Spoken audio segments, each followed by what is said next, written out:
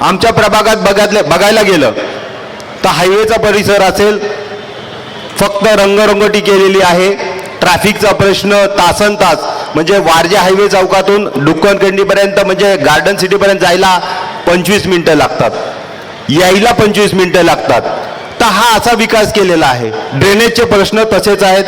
Drainage आपल्या भागात लोकसंख्या इतक्या मोठ्या प्रमाणात आहे आणि त्या प्रमाणात ड्रेनेजची जी सुविधा आहे ती खूप छोट्या लाईन टाकलेल्या आहे. फक्त काम करायचं आहे, लाईन टाकायची आहे, पण भविष्याचा विचार करायचा नाहीये.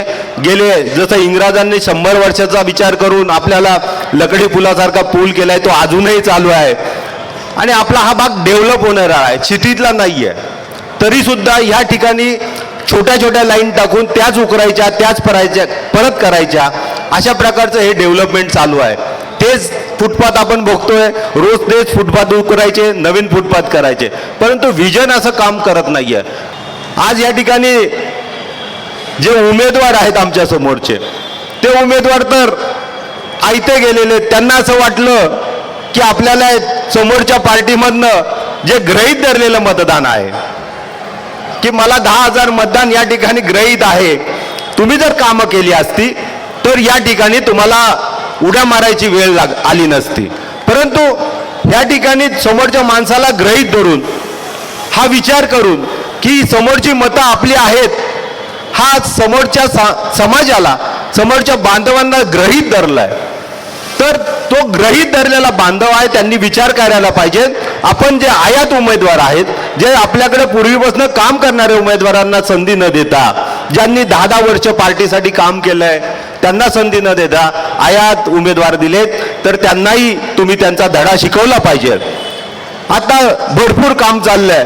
जर तुम्ही काम केले 10-10 वर्ष नगरसेवक आहे, 15-15 वर्ष नगरसेवक आहेत असं म्हणताय, तर तुम्हाला नवीन ट्रिप घेऊन जावं लागती.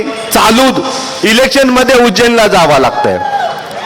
चालू ट्रिप म्हणजे उज्जैनला घेऊन जायचंय, तर तुम्ही कामं केले, तुम्हाला असं वाटतंय 15-15 वर्ष कामं केली आहेत, तुम्हाला असं वाटतंय तुम्हाला गृहीत धरलेल्या लोकांबरोबर जायचंय, तरी उज्जैनला जायचंय, तरी काळ्यांचा कार्यक्रम करायचा आहे, तरीही आपली जी व्यवस्था आहे, निवडणूक आयोग आहे, त्याच्याकडे कुठलंही लक्ष देत नाहीये की काय करायला पाहिजे. नवीन लोकांना चान्स दिला पाहिजे.